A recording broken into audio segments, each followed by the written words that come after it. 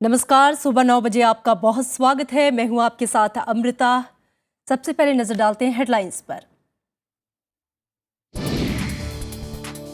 बिहार में चुनाव आयोग की बड़ी कार्रवाई, 14 करोड़ नकद और बड़ी मात्रा में अवैध शराब जब्त। चुनावी रैलियों में आरोप प्रत्यारोप का दौर तेज।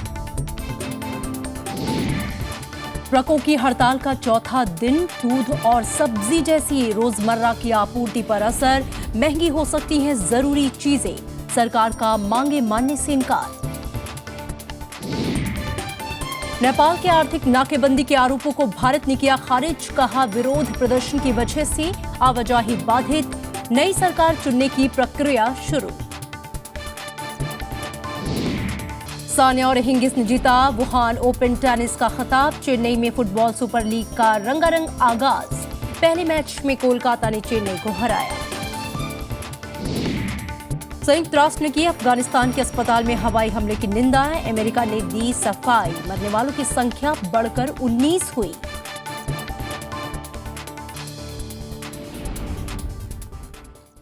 शुरुआत बिहार विधानसभा चुनाव की खबरों से।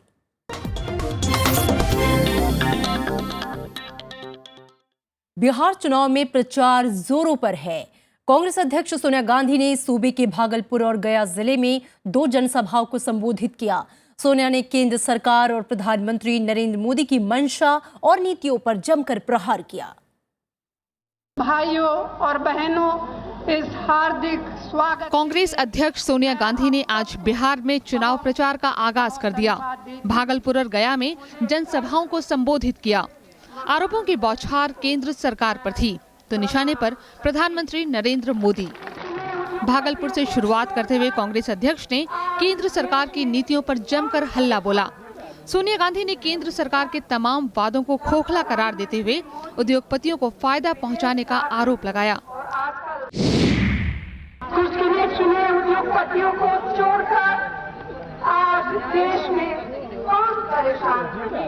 उन्होंने बिहार के लिए एक ऐसे पैकेज की घोषणा की है जो असलियत कम है, होकर ज्यादा है। भागलपुर के बाद सोनिया गांधी ने गया में भी जनता को संबोधित किया। उन्होंने प्रधानमंत्री के तमाम वादों को आड़े हाथों लेते हुए महंगाई पर केंद्र सरकार पर प्रहार किया।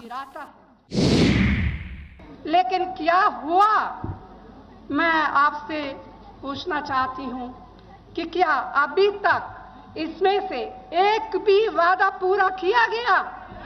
बिल्कुल नहीं। विदेशी जमीन पर अपने राजनीतिक विरोधियों की आलोचना का मुद्दा भी सोनिया गांधी के भाषण में शुमार रहा। उनका कहना था कि प्रधानमंत्री ने पद की गरिमा का भी ख्याल नहीं रखा। कांग्रेस अध्यक्ष ने यूपीए कार्यकाल की तमाम उपलब्धियों का जिक्र करते हुए नीतीश कुमार की अगुवाई में महागठबंधन को जिताने की जनता से गुजारिश की। चुनाव की तारीखों के ऐलान के बाद सोनिया गांधी की बिहार में ये पहली जनसभाएं थीं। आने वाले कुछ दिनों में सोनिया गांधी सूबे के अलग अलग इलाकों में कई रैलियों को संबोधित करेंगी। कांग्रेस अध्यक्षा सोनिया गांधी ने आज बीजेपी पर जमकर जुबानी हमला बोला।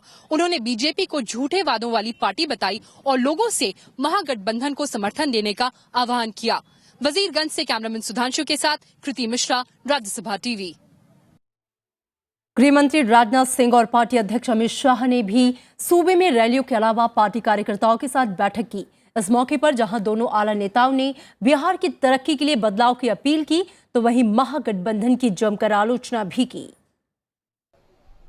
बिहार में स्पष्ट दिखाई पड़ता है कि भारतीय जनता पार्टी के नेतृत्व में 2/3 बहुमत से एनडीए की सरकार बनने वाली है।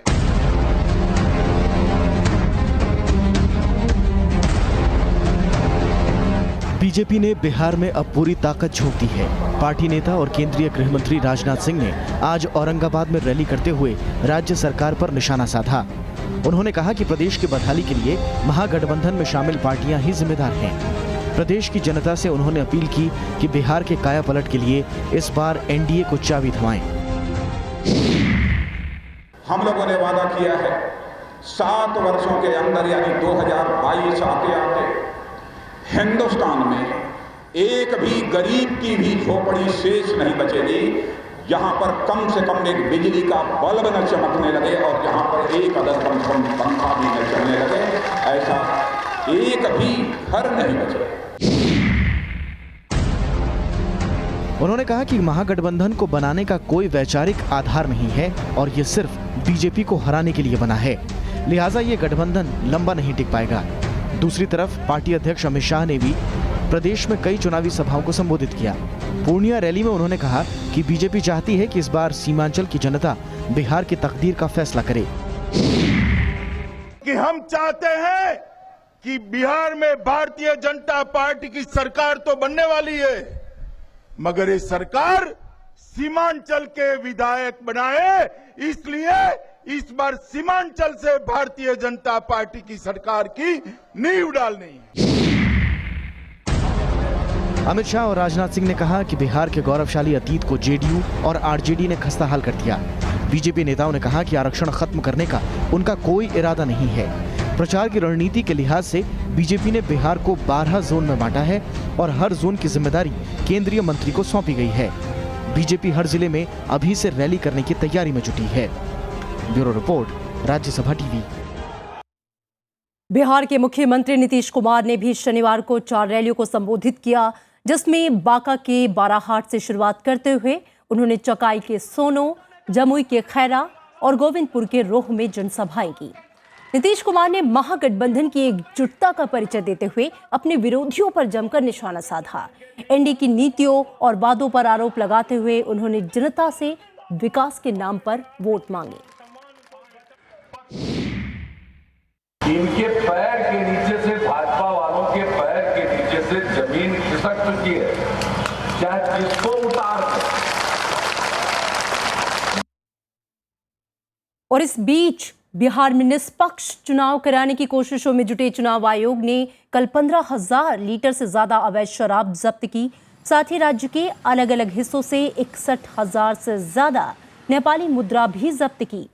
चुनाव आयोग के मुताबिक अब तक करीब 4 लाख लीटर अवैध शराब और 14 करोड़ रुपए से ज्यादा की नकदी जब्त की जा चुकी है। 2014 लोकसभा चुनाव के दौरान आयोग ने बिहार से 6 करोड़ नकद जब्त किए थे, लेकिन इस बार इससे 2 गुनी से ज्यादा राशि जब्त की जा चुकी है।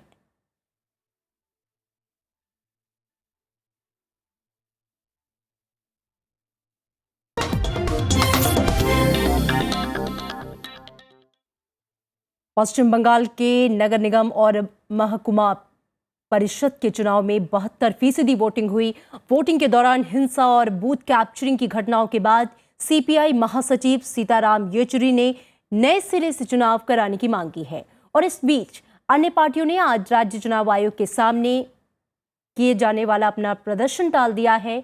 चुनावी हिंसा में कल 2 लोगों की मौत हो गई थी। पश्चिम बंगाल के आसानसोल नगर निगम के 106 वार्ड और बिधाननगर नगर निगम के 41 वार्ड के लिए शनिवार को वोट डाले गए। वहीं सिलीगुड़ी महाकुमा परिषद के लिए भी मतदान हुआ।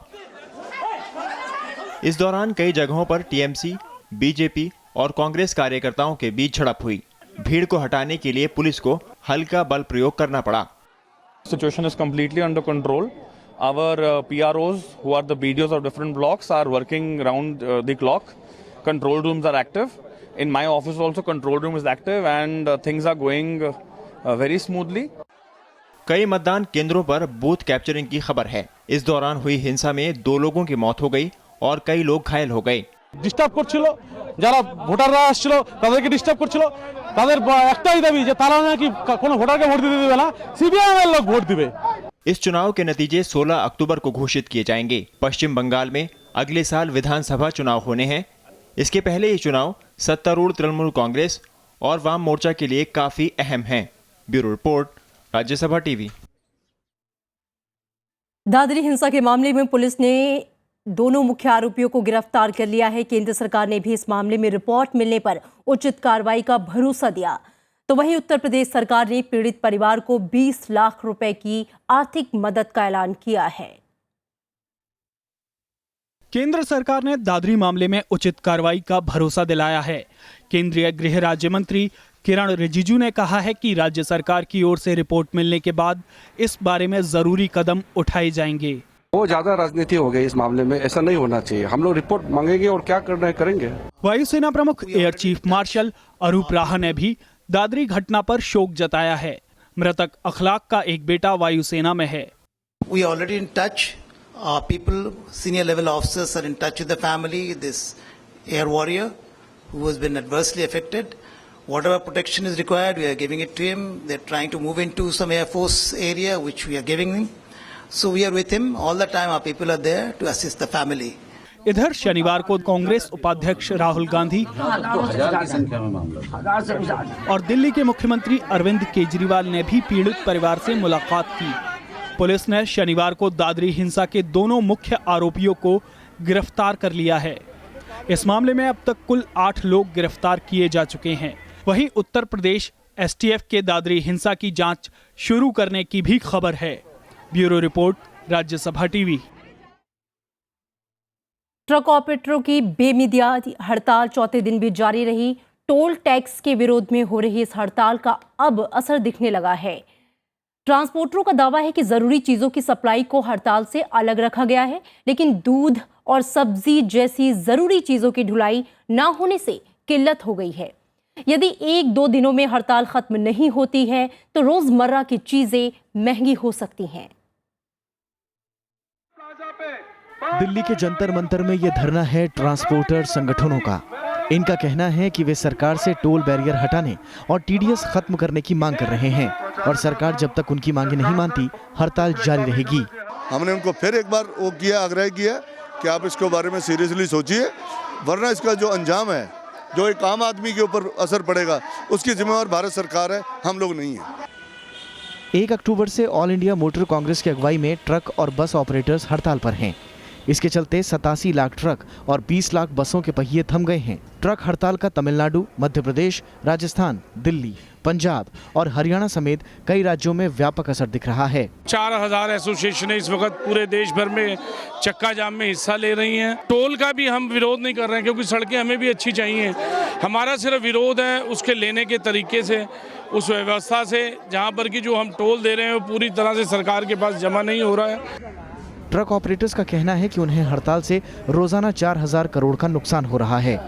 वहीं सरकार को रोज 10,000 करोड़ रुपए से ज्यादा का घाटा हो रहा है। हमारी ट्रेड को लगभग 4000 करोड़ का डेली नुकसान है और सरकार को तो बहुत ज़्यादा होगा कि क्योंकि उनका डीजल नहीं बिकेगा, टोल का रेवेन्यू नहीं आएगा उस दिन का, और साथ साथ जो उनको एक्साइज ड्यूटी मिलती, क्योंकि लोडिंग नहीं होगी तो एक्साइज ड्यूटी नहीं मिलेगी। दूध, सब्जियों और दवाइयों समेत दूसरी जरूरी चीजों की आपूर्ति को हड़ताल से अलग रखा गया है, लेकिन ढुलाई पर सीधा असर पड़ने से रोजमर्रा की चीजों की सप्लाई में कमी हो गई है।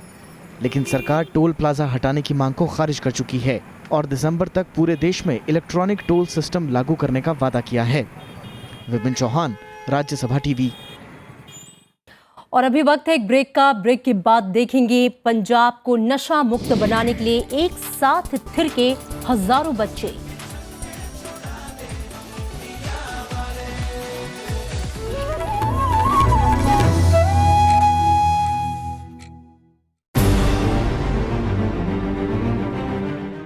अब देखो फिरौती का पैसा कम नहीं करा सकते हम बस। ट्यूशन तो पढ़ाई ही है, रिक्शा भी चलाया है कुछ टाइम, साइकिल रिक्शा। अरे भैया लौकी कैसे दिया? अरे नहीं बहन जी, मैं सब्जी वाला नहीं हूँ। आपको हीरो मानती है पब्लिक, तो आपकी जिम्मेवारी है आपकी वैसा बन के भी दिखाओ और वैसा करो, फिल्म में भी वैसी करो। दिल में मेरे यारो की रिली बात। नमस्कार, मैं हूँ यशपाल शर्मा। आप मुझसे मिल सकते हैं प्रोग्राम गुफ्तगू में। देखिए गुफ्तगू सिर्फ राज्यसभा टीवी पर।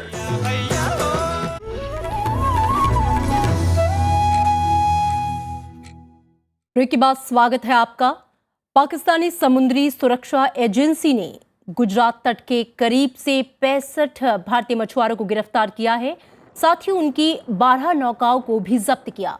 भारतीय मछुआरों पर समुद्री सीमा उल्लंघन का आरोप लगाया गया है। गिरफ्तार मछुआरों में ज्यादातर ओखा और पोरबंदर के हैं।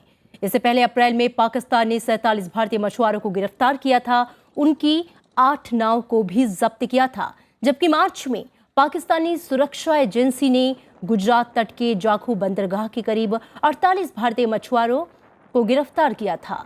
साथ ही उनकी 8 नौकाओं को भी जब्त कर लिया था।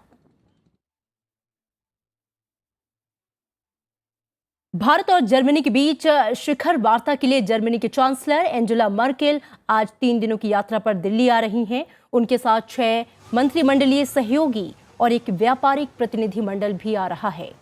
इस दौरान दोनों देशों के बीच मेक इन इंडिया और स्किल इंडिया के तहत रक्षा, शिक्षा, ऊर्जा, रेलवे और स्मार्ट सिटी से संबंधित कई समझौतों पर हस्ताक्षर होने की उम्मीद है। भारत और जर्मनी रणनीतिक सहयोगी हैं। यूरोपीय संघ में जर्मनी भारत का सबसे बड़ा व्यापारिक सहयोगी है। दोनों देश साथ मिलकर संयुक्त राष्ट्र सुरक्षा परिषद में सुधार पर भी काम कर रहे हैं। जर्मनी के एकीकरण के 25 साल पूरे होने पर शनिवार को पूरी जर्मनी में जश्न मनाया गया।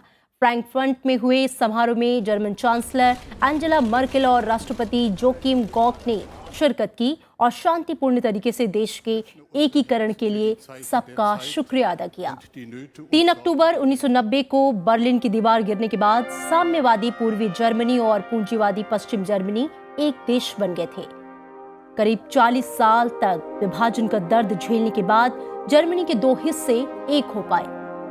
जर्मनी के एकीकरण की ये वर्षगांठ ऐसे मौके पर मनाई जा रही है जब बड़ी संख्या में सीरियाई शरणार्थी शरण लेने के लिए यूरोप पहुंच चुके हैं। वैसे जर्मनी ने अब तक कई चुनौतियों का सामना करते हुए बड़ी सफलताएं हासिल की हैं, लेकिन शरणार्थियों के आने से इन दिनों देश पर एक गंभीर संकट है।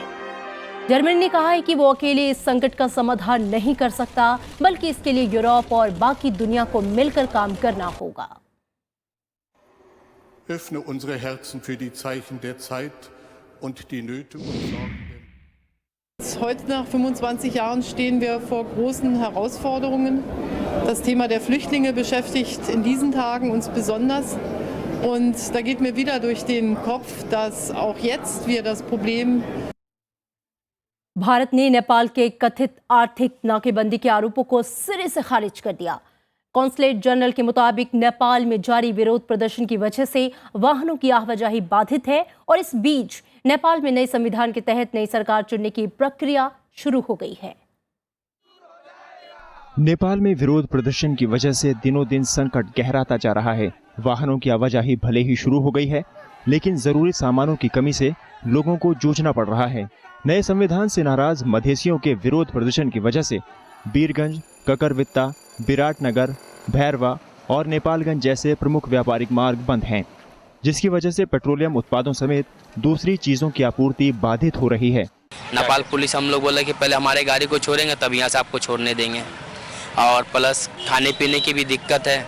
किसी ने मोबाइल बेचा है, किसी ने टायर बेच के चले गए। इधर भारत ने नेपाल के कथित आर्थिक प्रतिबंधों के आरोपों को सिरे से खारिज कर दिया है।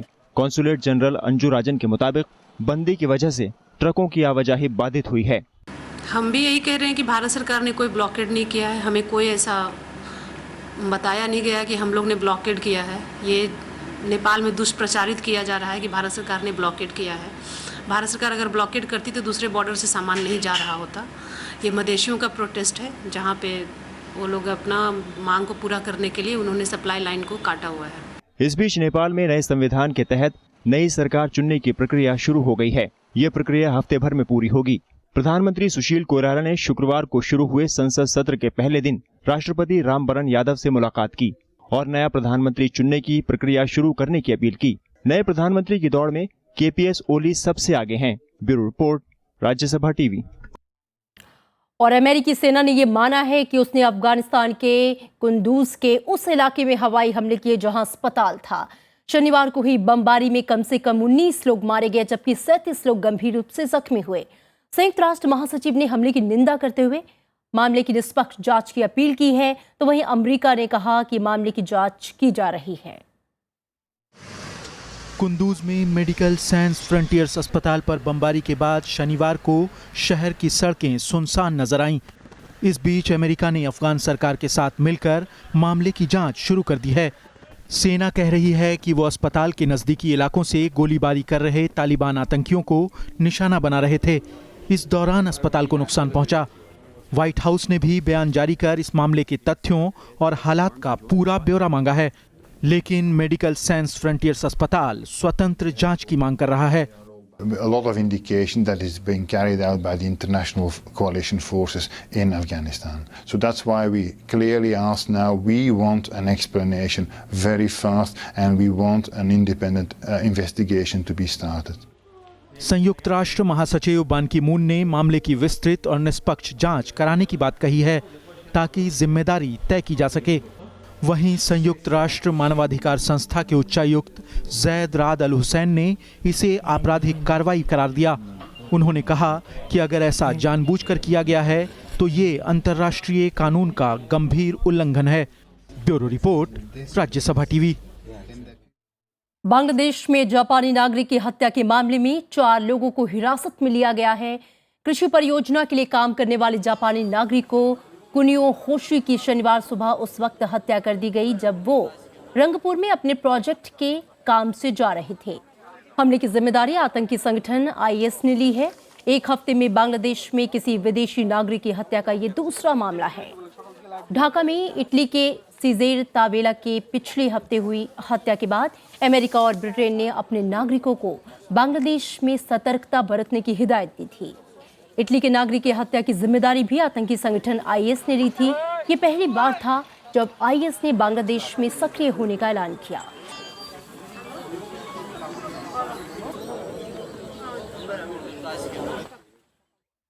इराक की राजधानी बगदाद से सटे बाहरी कदीमिया इलाके में आत्मघाती बम धमाके में 24 लोगों की मौत हो गई जबकि 60 से ज्यादा जख्मी हो गए। शनिवार शाम को हुए इस हमले में 3 आत्मघाती हमलावरों ने अंजाम दिया। सुरक्षा बलों ने एक हमलावर को मार गिराया जबकि 2 हमलावरों ने खुद को उड़ा लिया।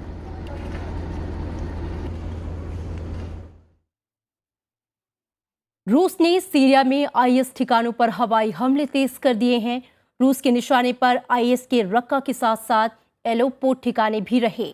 और इसी बीच पश्चिमी देशों ने रूस पर राष्ट्रपति बशर अल असद के विरोधियों को निशाना बनाने का आरोप लगाया है।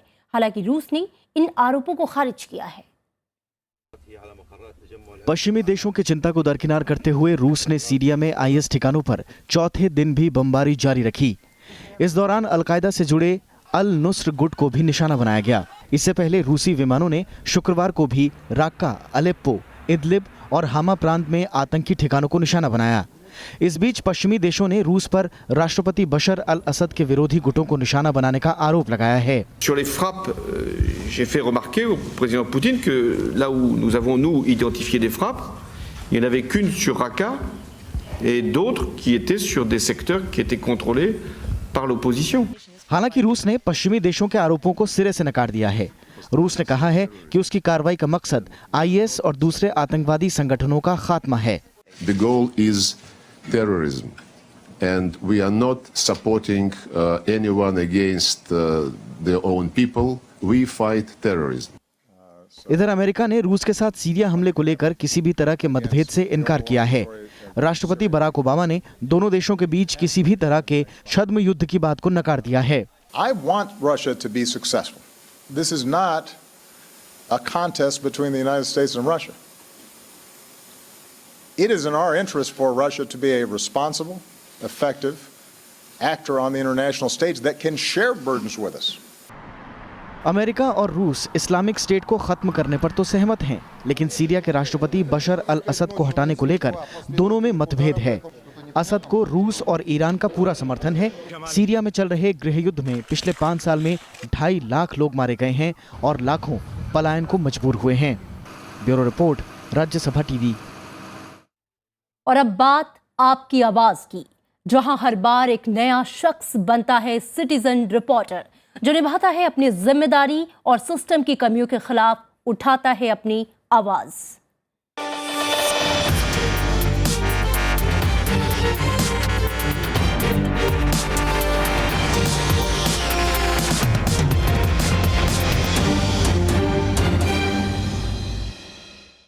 आपकी आवाज, खबर उन मुद्दों की जो अनसुलझी पहेली बन के रह गए हैं, जिनका सरोकार बेसुध बाबुओं की बेरुखी से है और लोगों पर पड़ने वाले असर से है। यहाँ कोई भी बन सकता है सिटीजन रिपोर्टर, बस जरूरत है एक शुरुआत की। ऐसी ही कोशिश में हमारे साथ आज जुड़े हैं उत्तर प्रदेश के गोंडा जिले से हमारे सिटीजन रिपोर्टर अरविंद पांडे, जिन्होंने हमें सालपुर धौताल से सरयू नहर परियोजना के आधे अधूरे काम की वीडियो बनाकर भेजी है। आप भी अगर इस वीडियो को देखेंगे तो समझ जाएंगे सरकारी मशीनरी की सुस्त रफ्तार कैसे सरकारी खजाने और जनता दोनों पर भारी पड़ने लगती है।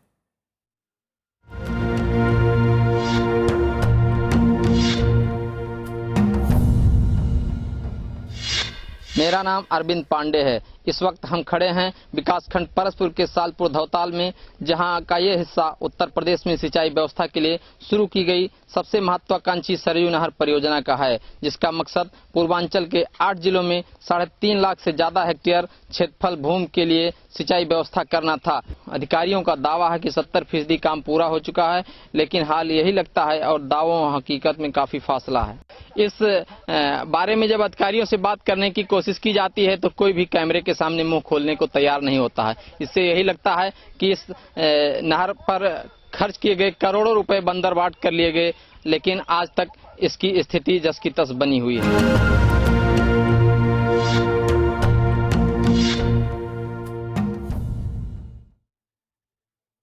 जी हां, 38 साल हाल अब भी बेहाल। 78 करोड़ का बजट बढ़कर 7,000 करोड़ से भी ज्यादा हो गया। प्रोजेक्ट का मकसद उत्तर प्रदेश के 9 जिलों में 12 लाख हेक्टेयर से ज्यादा जमीन को खेती के लिए पानी की सुविधा देना था, लेकिन सच्चाई की हसरत पूरी नहीं हुई। आज भी किसानों का यही सवाल है कि उन्हें सरयू नहर से पानी कब देखने को मिलेगा।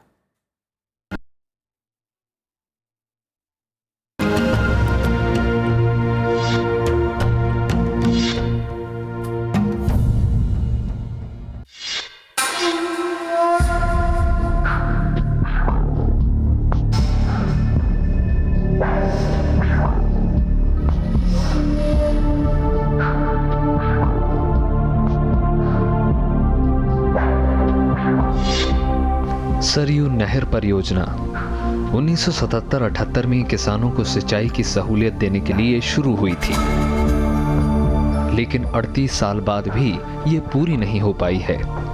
बाढ़ के वक्त नहर में पानी भर जाता है, पर जब सिंचाई की जरूरत होती है तो नहर सूखी रहती है।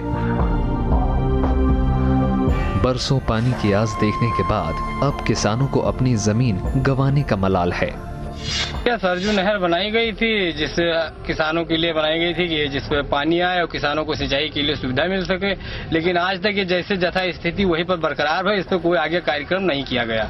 बचपना में यहाँ हमारे सबके खुदाई हुई, जब से आज तक कोई पानी इसमें नहीं आया है और अभी अधूरा काम यहाँ पर पड़ा ही है। सिंचाई के लिए अन्य विकल्पों के इस्तेमाल की वजह से किसानों के लिए एक तरफ खेती घाटे का सौदा साबित हो रही है, तो दूसरी तरफ नहर का काम भले ही ठंडे बस्ते में चला गया हो, लेकिन इसकी लागत में बार बार इजाफा होता रहा है। हालांकि शुरुआत में इसकी अनुमानित लागत 78 करोड़ 64 लाख रुपए थी और योजना को 10 साल में पूरा करने का लक्ष्य था, लेकिन 1984 में योजना की लागत बढ़ाकर 222 करोड़ रुपए, फिर 1985 में 696 करोड़ हो गई। बार बार प्रोजेक्ट टलने से बजट बढ़ता गया। 1998 में एक बार फिर से योजना में जान फूंकने की कोशिश की गई, लेकिन बजट बढ़कर 2,810 करोड़ रुपए हो गया। आखिरी बार परियोजना का बजट 2008 में बढ़ाया गया और लागत 93 गुना से भी ज्यादा बढ़कर 7,270 करोड़ 32 लाख रुपए हो गई।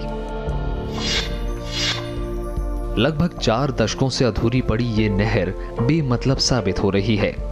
केंद्रीय जल आयोग विभाग ने मार्च 2016 तक नहर पूरा करने का लक्ष्य दिया है, लेकिन काम की मौजूदा रफ्तार को देखते हुए किसानों को ऐसा होना मुश्किल लग रहा है।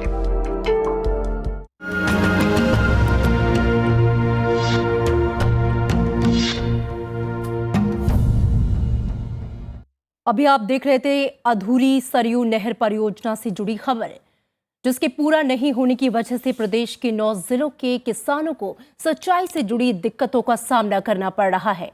अगर आप भी ऐसी किसी समस्या से परेशान हैं या आपके आसपास है ऐसी कोई खबर, तो बनिए सिटीजन रिपोर्टर और भेजें अपनी रिपोर्ट आपकी आवाज @rstv.nic.in पर।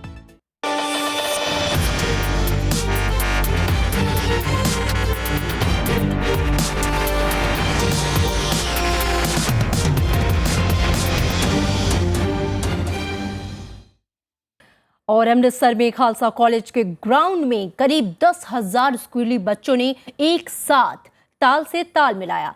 बॉलीवुड की थीम पर थिरकते इन बच्चों का मकसद लोगों को नशे के खिलाफ जागरूक करना था। पंजाब में नशे का प्रकोप बढ़ता ही जा रहा है। एक साथ इतने बच्चों का डांस एक रिकॉर्ड है और बच्चों की इस कोशिश को Guinness book of world record में दर्ज कराने का प्रयास किया जा रहा है।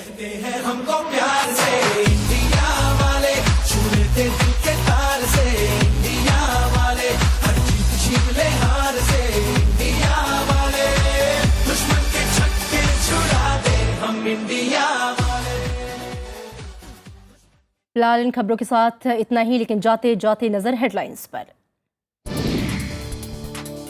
बिहार में चुनाव आयोग की बड़ी कार्रवाई, 14 करोड़ नकद और बड़ी मात्रा में अवैध शराब जब्त। चुनावी रैलियों में आरोप प्रत्यारोप का दौर तेज। ट्रकों की हड़ताल का चौथा दिन, दूध और सब्जी जैसी रोजमर्रा की आपूर्ति पर असर।